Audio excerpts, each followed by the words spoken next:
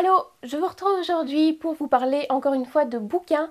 Cette fois-ci, il s'agit d'un petit update lecture sur les lectures que j'ai faites pendant cet été. Donc je vais vous dire tout de suite un petit peu tous les romans que j'ai lus. Je vais parler que de romans, je ne vais pas vous parler des bandes dessinées parce que ce sont que des relectures. Et je vais vous donner mon avis sur chacun de ces romans de façon plus ou moins longue, on va un petit peu voir. J'ai d'abord lu La mécanique du cœur de Mathias Malzieu, qui est le chanteur de Dionysos. Si vous connaissez le groupe, c'est quand même plutôt connu. Il y a une bonne idée à la base, selon moi, de la poésie, une romance et un paysage qui est assez bien installé au début. Ceci dit, ça se perd un peu par la suite et en plus, je pense que l'auteur essaye peut-être d'en faire de trop. Il y a de la poésie, mais en fait, ça passe beaucoup mieux en chanson parce qu'ici, ça fait vraiment too much. Et voilà, j'ai préféré l'album et les chansons, même si voilà, j'étais contente de voir un peu l'histoire, mais je préfère l'imaginer d'après les chansons plutôt que de lire ce livre en fait. Donc c'est un livre que je relirai pas et que je conseille pas forcément, mais que je suis contente d'avoir lu quand même parce que ça fait très longtemps que je me demandais ce que ça racontait, donc merci, mais je le recommande pas forcément non. Ensuite, j'ai lu Salem de Stephen King. Je pensais que ça allait être une histoire de sorcière, puisque ça s'appelle Salem, et on sait tous que Salem, c'est lié à la sorcellerie. Ceci dit, c'était pas ça. Ça parle bien de magie, mais pas dans le même sens. C'était un livre divertissant qui s'est lu assez vite et dans lequel on se laisse assez facilement prendre. Ceci dit, je pense que Stephen King a fait mieux, notamment parce qu'ici, il n'y a aucune possibilité de vraiment enclencher une réflexion sur quelque chose d'autre. C'était juste du pur divertissement pour moi et bon, ça marchait plutôt bien, mais c'est pas le livre. Par contre, toujours en parlant de Stephen King, très bonne surprise avec Dolores Claiborne. J'ai été plutôt pas mal rebutée au début et il m'a fallu un moment pour le lire parce que si vous regardez à l'intérieur, il n'y a pas de chapitre. Alors qu'une des particularités de Stephen King, c'est justement pour moi le fait qu'il fait des chapitres assez courts et que du coup ses livres se lisent très vite et sans trop d'efforts. Ici, c'est vraiment un récit tout au long, c'est la déposition d'une femme qui est accusée d'avoir tué sa maîtresse, comment on peut dire, enfin bref, la dame pour laquelle elle travaille. Et donc elle va au commissariat et elle fait sa déposition, mais pour ça elle doit parler de beaucoup de choses qui se sont passées avant. J'ai trouvé que c'était franchement bien écrit, que l'histoire était sympathique et ça m'a vraiment plu. Le gros point positif de ce bouquin pour moi, c'est que ça me réconcilie un petit peu avec Stephen King parce que j'ai un grief envers lui en fait, qui est par rapport à ses personnages féminins. Je vous l'ai jamais dit parce que bon, j'attends d'en lire un petit peu plus, mais je finirai peut-être par faire une vidéo là-dessus. Et ici, pour moi, c'est un petit peu un livre rédemptoire parce que c'est beaucoup mieux à ce niveau-là. Les personnages féminins fonctionnent, sont actifs, sont humains tout simplement. Et ça m'a fait vraiment plaisir. Je sais pas si c'est parce que d'habitude il écrit vraiment de l'horreur et que dans l'horreur on a besoin de, je sais pas, de réduire les femmes à pas grand-chose. Ici, il est quand même classé en terreur. Ça a plus trait, selon moi, au thriller. Et encore, c'est assez soft. C'est franchement pas effrayant. Mais c'est plutôt psychologique. Et le personnage principal est vraiment très bien installé. On comprend très bien son caractère. Bref, Stephen King a fait un bon travail. Et ceci, par contre, je le recommande. Voilà. Les bouquins dont je vous ai parlé, en fait, j'en ai alterné la lecture avec Nana de Émile Zola. J'ai eu du mal à lire ce bouquin. J'aime beaucoup Émile Zola et j'avais adoré La Bête humaine. Je l'avais trouvé tellement bien écrit, tellement réaliste, c'était franchement génial. Le talent d'écriture de Zola est toujours là dans ce livre, évidemment. Enfin, je dis toujours là alors qu'il a été écrit avant. C'est, je pense, le 9e tome des Rougon-Macquart. En tout cas, ça fait partie des Rougon-Macquart, ça c'est sûr et certain. Donc c'est très bien écrit. Le personnage de Nana m'a beaucoup parlé, mais j'ai eu vraiment du mal à avancer dans l'histoire. Surtout au début, je me perdais pas mal parmi la foule de personnages. C'est assez impressionnant. Il y en a plusieurs que je confondais encore un petit peu à la fin ou que je situais plus très bien. Ceci dit, le personnage de Nana est très intéressant. Je suis contente d'avoir lu ce classique, je me coucherai moins bête. Et franchement, Zola a un talent d'écriture assez exceptionnel. Maintenant voilà, j'ai quand même préféré La Bête humaine, même si le personnage de Nana est pour moi une vraie réussite et rien que pour ça, oui, je conseille de le lire également. Et puis c'est Zola, on peut pas se tromper avec un Zola. On va rester sur un classique et c'est une vieille édition. Il s'agit de Autant en emporte le vent de Margaret Mitchell. Et ça a été la lecture de mon été. Ça fait super longtemps que je dois le lire. J'avais déjà vu le film de Victor Fleming, si je ne me trompe pas. Et j'avais bien aimé, donc je me suis dit, je vais lire le livre. Mais alors ce livre, d'abord je l'ai dévoré. Au début je le lisais à un rythme plus ou moins tranquille. Et puis j'ai plus pu m'arrêter. C'était une drogue, je devais lire tout le temps. Et il fallait absolument que j'en sache plus. J'avais vraiment du mal à m'arrêter. Le talent d'écrivain de Margaret Mitchell pour moi est énorme. Il n'y a rien à prouver. Elle a des personnages absolument fouillés. La psychologie de Scarlett et de Rhett, non, je vais pas dire rien à voir avec le film, mais c'est tellement plus nuancé, c'est tellement plus profond et ils sont tellement plus humains que ça m'a vraiment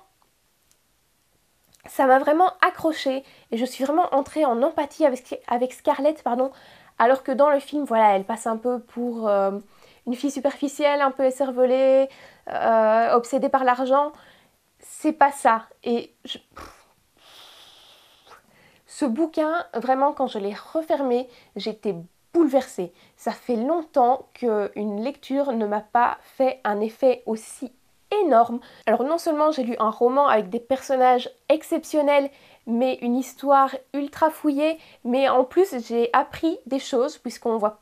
J'ai pas vraiment vu la guerre de sécession en fait à l'école, on l'a peut-être mentionné un petit peu.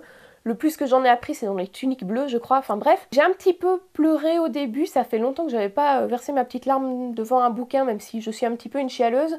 Mais par la suite, ça devient tellement intense en fait que c'est pas des larmes qui conviendraient. En fait, c'est... Je sais pas comment vous le décrire, mais lisez-le. C'est pas juste une bête romance. C'est ce que je pensais un petit peu. Je pensais que j'allais lire une romance, mais c'est pas ça. Après, je suis peut-être un peu trop sensible. Je sais pas, c'est vrai que j'entre facilement en empathie. Mais pour moi, c'est vraiment un livre à lire et je vous le recommande à 1000%. Par contre, pour moi, le point négatif, ce serait la façon peut-être de parler des esclaves noirs.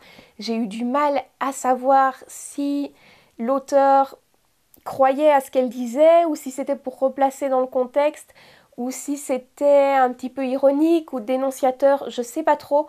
Mais il y a notamment des métaphores simiesques et qui m'ont quand même dérangée. Même si, bon, j'arrive pas à condamner tout le livre pour ça, parce que ça a aussi été écrit à une autre époque, et c'est d'une qualité littéraire que... waouh! Voilà, à part ce point d'ombre qui vient quand même me titiller et qui m'a gênée à certains moments de la lecture, même si, voilà, je vous le dis, je sais pas trop si c'est pour faire ressentir quelque chose de particulier au lecteur sur les conditions de l'époque, c'est possible. Si je retiens une lecture de cet été, c'est celle-ci. Je suis ensuite repassée à des lectures un petit peu plus légères, même si dans la foulée j'ai essayé de lire Scarlett, qui est censée être une suite à Autant en emporte le vent, mais j'ai trouvé l'écriture tellement différente et moins profonde, moins pleine de détails, moins fouillée, de moindre qualité en fait, même si quand j'y repense je me dis que les idées du début du roman étaient pas mal, donc je lirai Scarlett à un moment ou à un autre. J'ai pas pu continuer avec Scarlett, donc j'ai abandonné et je suis passée à autre chose qui est Les Suprêmes d'Edward Kelsey Moore. C'est un premier roman et ça parle de 3 amis d'origine afro-américaine justement, mais cette fois-ci durant les années 60. Donc je suis passée de l'esclavage aux afro-américains dans les années 60. Je sais pas trop comment le décrire, mais vous avez 3 amis qui évoluent dans une petite ville américaine et qui ont chacune leurs problèmes, leur vie de famille et leurs combats. Et j'ai trouvé ce livre franchement sympathique. Je dirais pas que c'est le livre de l'année, mais c'est, comme je vous le disais, un premier roman. Je pense qu'il faudra surveiller l'auteur. Et j'ai trouvé les personnages tout à fait crédibles, tout à fait sympathiques.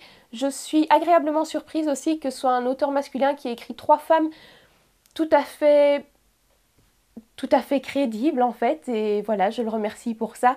Donc pour moi, c'est un bon livre et c'est éventuellement un auteur à suivre. Dernière lecture pour cette vidéo. C'est Les Enfants de l'été de Robert Sabatier. Alors ça, comme vous le voyez, c'est aussi un vieux bouquin que j'ai emprunté à ma mère. C'était aussi une lecture un petit peu plus légère. Je me suis dit qu'il fallait que je le lise vite avant que l'été ne termine. Et c'était également très sympa. C'est un poète qui l'a écrit Et donc il y a vraiment une virtuosité dans le langage, beaucoup de figures de style, des comparaisons et une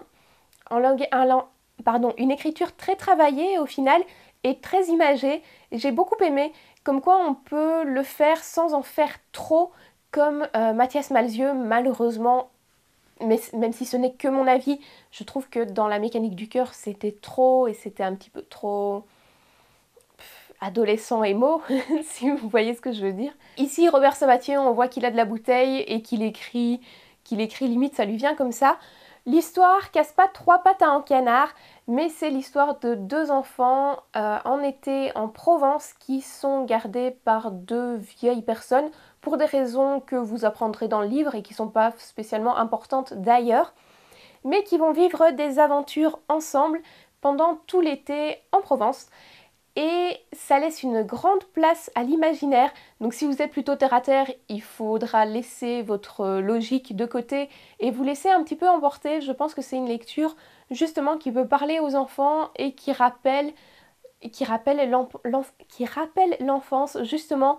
J'ai trouvé que c'était très agréable et pareil, c'est pas un grand livre, mais c'est bien écrit. Et c'est sucré, c'est innocent, et je pense que c'est la première fois que je lisais une sorte d'utopie. Donc ça a été tout à fait intéressant pour moi, surtout à l'époque où on voit beaucoup de dystopies.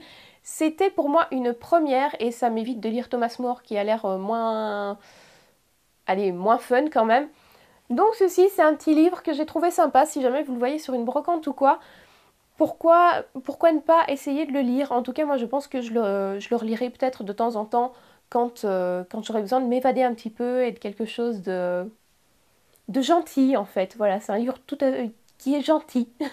J'ai aussi relu le premier tome d'Harry Potter, mais je vais pas vous faire une dissertation là-dessus parce que voilà, on connaît tous Harry Potter et vous savez combien j'aime, donc ce sera pas pour le descendre de toute façon. Mais voilà qui conclut un petit peu les différentes lectures que j'ai pu faire cet été. Il se peut que j'en ai oublié, mais je pense que le principal est là, puisque Autant en emporte le vent est là. Je deviens chiante, désolée. Dites-moi ce que vous avez lu cet été, ou alors si vous avez lu certains des livres que vous avez vus ici, et si vous avez une opinion différente ou similaire à la mienne, ça m'intéresse de le savoir. Et n'hésitez pas à me laisser un commentaire donc pour me dire tout ça, j'adore discuter avec vous, vous répondre et avoir des suggestions ou alors comparer nos avis. Quant à moi, je vous retrouve dans une prochaine vidéo et en attendant, je vous fais des bisous. Bye bye.